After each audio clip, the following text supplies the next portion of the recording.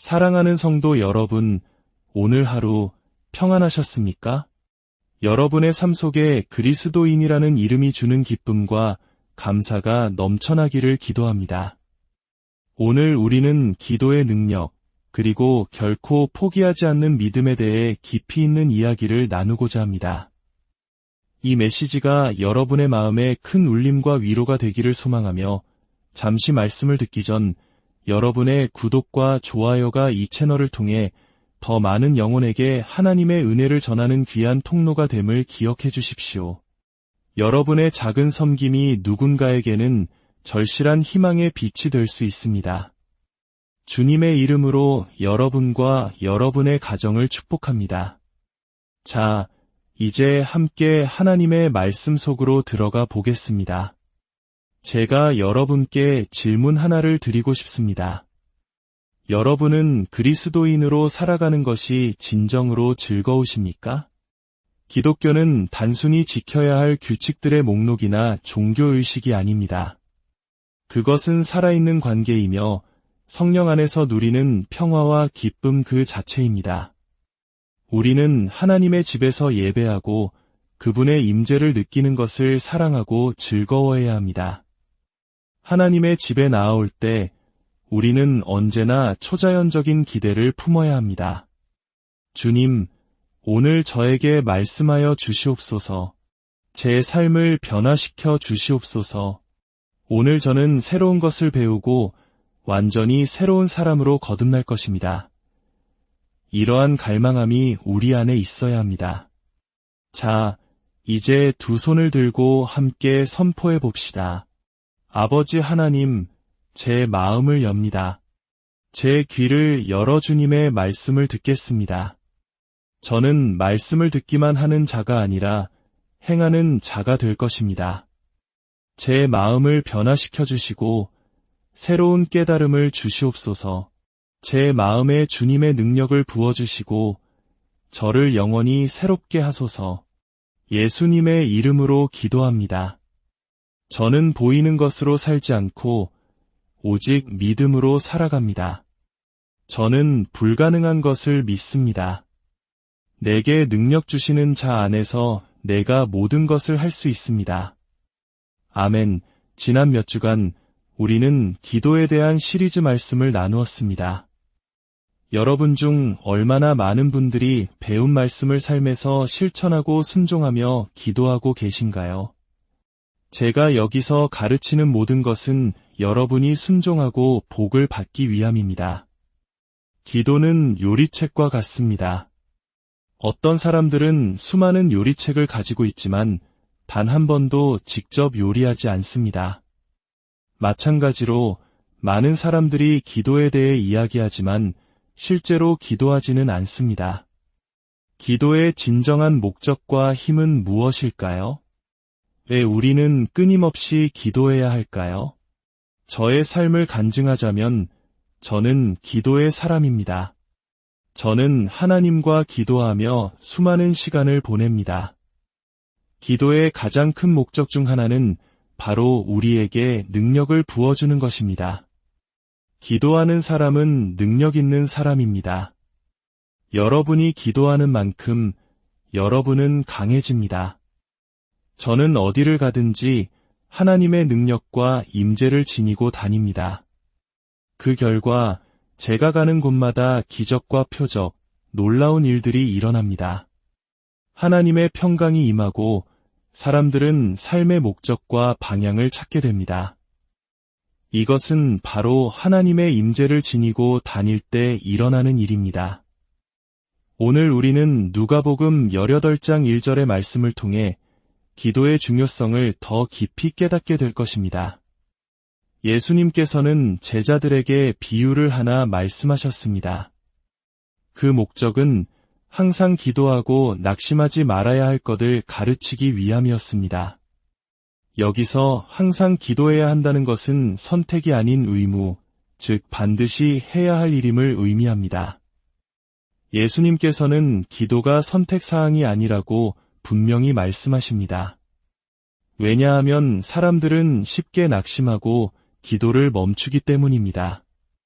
많은 이들이 연초에는 뜨겁게 기도하지만 시간이 지나 3월쯤 되면 기도의 불이 서서히 꺼져갑니다. 기억하십시오. 당신이 기도를 멈추는 순간 예수님을 향한 사랑의 불꽃도 사그라들기 시작합니다. 당신이 기도를 멈추는 순간 당신은 유혹에 빠지게 됩니다. 당신이 기도를 멈추는 순간 당신의 문제에 하나님이 개입하실 수 있는 통로를 스스로 제한하게 되는 것입니다. 기도는 영혼의 호흡과 같습니다. 우리 몸에 산소가 필요하듯 우리의 영은 기도를 통해 살아 숨쉽니다. 예수님은 비유를 계속 이어가십니다. 어떤 도시에 하나님을 두려워하지 않고 사람을 무시하는 한 재판관이 있었습니다. 그리고 그 도시에는 한 과부가 있었는데 그녀는 억울한 일을 당해 재판관에게 끊임없이 찾아가 내 원한을 풀어주십시오라고 간청했습니다. 여기서 원한을 풀어주십시오라는 말은 단순히 복수를 의미하는 것이 아닙니다. 이 말의 진정한 의미는 법적으로 내게 속한 것을 주십시오라는 뜻입니다. 그렇습니다. 기도는 성경 말씀에 근거한 법적인 청원입니다. 치유, 구원, 번영은 예수 그리스도께서 십자가에서 피 흘려 우리에게 주신 합법적인 권리입니다. 우리는 기도를 통해 이 권리를 당당히 요구할 수 있습니다. 불의한 재판관은 처음에는 과부의 청을 무시했습니다. 하지만 과부는 포기하지 않았습니다. 그녀는 계속해서 찾아가 간청했습니다. 결국 재판관은 이렇게 말합니다. 내가 하나님을 두려워하지 않고 사람을 무시하나 이 과부가 나를 번거롭게 하니 내가 그 원한을 풀어주리라. 그렇지 않으면 늘 와서 나를 괴롭게 하리라. 예수님께서는 이 비유를 통해 우리에게 끈질긴 기도의 힘을 가르쳐주고 싶으셨던 것입니다.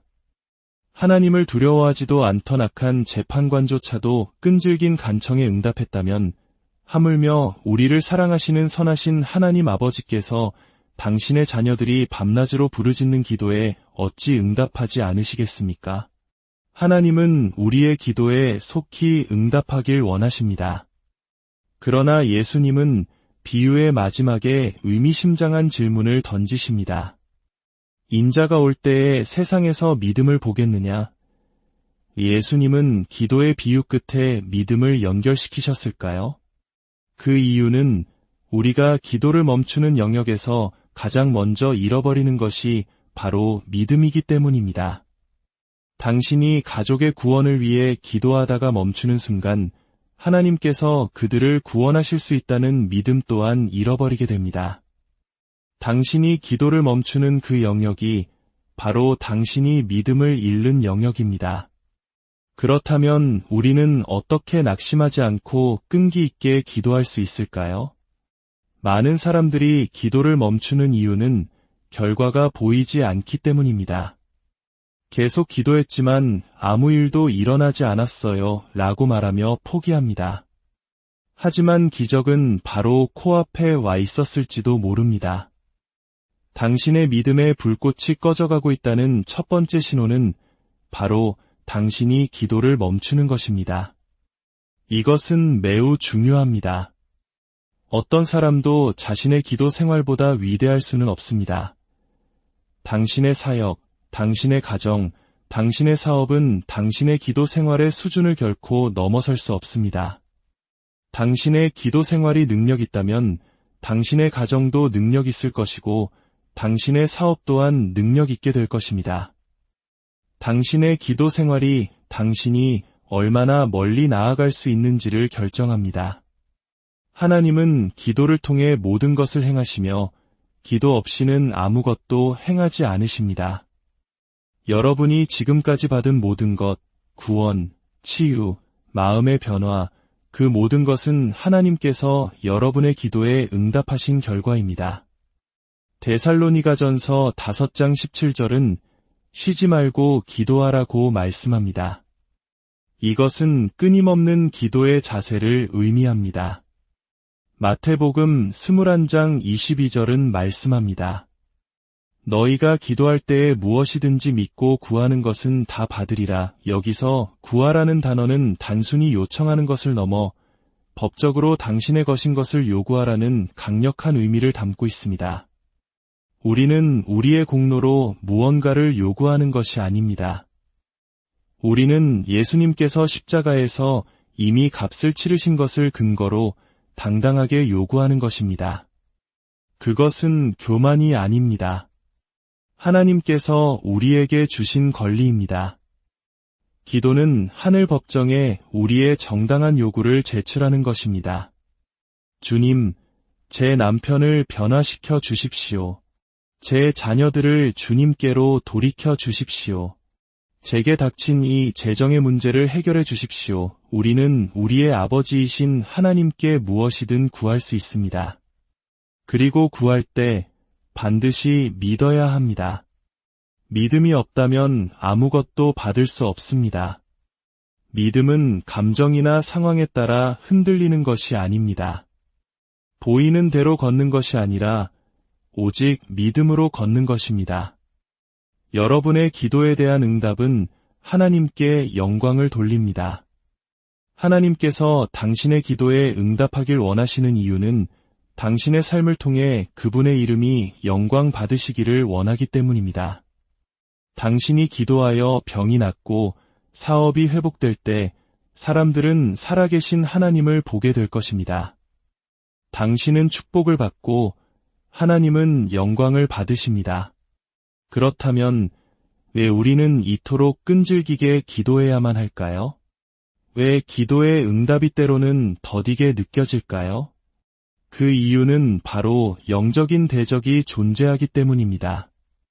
눈에 보이지 않는 악한 영의 세력들이 당신의 기도가 응답받지 못하도록 방해하고 있습니다. 다니엘서 10장을 보면 다니엘이 기도했을 때 하나님은 그의 기도를 첫날에 들으셨다고 천사는 말합니다. 하지만 그 응답이 다니엘에게 전달되기까지 21일이 걸렸습니다. 왜냐하면 페르시아 왕국의 군주, 즉 악한 영이 그 길을 막아섰기 때문입니다. 당신이 기도했지만 아직 응답을 받지 못했다면 누군가를 탓하거나 교회를 비난하거나 하나님을 원망하지 마십시오. 문제는 당신의 기도 부족일 수 있습니다. 영적인 싸움이 벌어지고 있는 것입니다. 하나님은 때로 이러한 대적을 허용하심으로써 우리의 영적 근육을 키우시고 믿음을 단련시키십니다. 마치 우리 부모님 세대가 전쟁의 폐허 속에서 오직 할 수 있다는 믿음 하나로 나라를 일으켜 세우셨던 그 끈질긴 정신력과도 같습니다. 어려움이 닥쳤을 때 우리는 더 간절히 기도하게 됩니다. 하나님은 문제와 필요를 허락하심으로써 우리가 영적으로 강한 용사가 되기를 원하십니다. 운동선수가 근육을 키우기 위해 저항을 이겨내며 훈련하듯이 우리의 영혼도 영적 대적과의 싸움을 통해 더욱 강해집니다. 기도는 그 싸움에서 우리가 사용하는 가장 강력한 무기입니다. 당신이 기도할 때마다 당신은 어둠의 세력을 밀어내고 있는 것입니다. 한번 기도하고 아무 일이 없다고 포기하지 마십시오. 다음 날 또 기도하십시오. 계속해서 밀어붙이십시오. 그 계약을 위해, 그 치유를 위해 당신을 가로막는 지체의 영을 향해 계속해서 기도하며 밀어붙여야 합니다. 또한 사탄은 우리가 하나님 안에서 전진하지 못하도록 봉쇄 계획을 세웁니다. 당신이 어떤 영역에서든 사탄에게 위협적인 존재가 될 때 그는 당신을 멈추고 제한하기 위해 견고한 벽을 세웁니다. 당신이 영혼 구원의 열정을 품으면 사탄은 당신을 막으려 할 것입니다. 당신이 하나님 나라를 위해 아낌없이 드리는 자가 되면 사탄은 당신의 재정에 봉쇄 계획을 가동할 것입니다. 이 벽을 무너뜨릴 수 있는 유일한 방법은 바로 폭풍과 같은 강력한 기도뿐입니다. 우리는 계속해서 밀고 또 밀어야 합니다. 열왕기상 18장에서 엘리야는 비가 오기를 7번이나 기도했습니다. 3년 반 동안 비가 오지 않던 땅에 비를 구하기 시작했습니다. 그는 한 번 기도하고 종에게 가서 바다 쪽을 보라고 했습니다. 종은 돌아와 아무것도 없습니다. 라고 보고했습니다. 엘리야는 포기하지 않았습니다. 그는 다시 기도했습니다. 2번, 3번, 4번, 6번째까지 아무 징조도 보이지 않았습니다. 많은 사람들이 바로 이 지점에서 포기합니다. 하지만 엘리야는 멈추지 않았습니다. 7번째 기도했을 때 종이 돌아와 말했습니다. 바다에서 사람의 손만 한 작은 구름이 일어나나이다. 그것이 시작이었습니다. 그 작은 구름은 곧 하늘을 뒤덮었고 큰 비가 쏟아졌습니다. 여러분, 낙심하지 마십시오. 지금 당장은 아무것도 보이지 않을지라도 계속 기도하십시오. 저는 믿음의 눈으로 봅니다. 당신의 삶에 축복의 구름이 몰려오고 있습니다. 재정의 큰 비가, 구원의 큰 비가, 치유의 큰 비가 당신을 향해 오고 있습니다. 기도의 가장 본질적인 목적은 문제 해결을 넘어 하나님과의 깊은 관계에 있습니다. 우리는 문제가 있을 때만 기도하는 것이 아니라 사랑하는 아버지와 교제하기 위해 항상 기도해야 합니다. 마지막으로 인내에 대해 나누고 싶습니다. 성경적인 인내는 단순히 기다리는 것이 아닙니다. 그것은 고난과 압박 속에서도 낙심하지 않고 끝까지 견디는 능력입니다. 그것은 도망치지 않고 포기하지 않고 제자리를 지키며 싸우는 거룩한 끈기입니다. 하나님께서 당신을 그 자리에 두셨다면 머물러 싸우십시오. 그 사업에, 그 가정에, 그 사역에 당신을 두셨다면 도전과 시련 앞에서 도망치지 마십시오. 끝까지 인내하는 자는 구원을 얻을 것입니다. 당신이 시작한 것을 반드시 끝까지 완수하게 될 것입니다. 사랑하는 여러분, 기도를 멈추지 마십시오. 당신의 기도는 결코 헛되지 않습니다. 계속해서 문을 두드리십시오. 계속해서 어둠을 밀어내십시오. 승리의 그날까지, 주님 오실 그날까지 믿음의 경주를 멈추지 마십시오. 하나님께서는 당신의 기도를 듣고 계시며 가장 좋은 때에 가장 완벽한 방법으로 응답하실 것입니다. 이제 두 손을 들고 오늘 들은 말씀을 붙잡고 함께 기도합시다. 아버지 하나님, 저는 죄인임을 고백합니다. 저의 모든 죄를 회개합니다. 예수 그리스도께서 저의 주님이시며 구원자이심을 입으로 시인합니다. 예수님, 지금 제 마음속에 들어와 주시옵소서. 저의 삶을 다스려 주시옵소서. 이제부터는 낙심하지 않고 끝까지 기도하는 믿음의 사람이 되겠습니다. 제 삶에 놓인 영적인 장벽들을 기도의 능력으로 돌파하게 하소서. 승리를 주실 주님을 찬양합니다. 예수님의 이름으로 기도합니다. 아멘. 오늘 이 메시지가 당신의 삶의 축복이 되었다면 사랑하는 이들과 함께 나누어 주십시오. 하나님의 위로와 능력이 필요한 모든 이들에게 이 말씀이 흘러가기를 소망합니다. 주님의 평강이 여러분과 함께 하시기를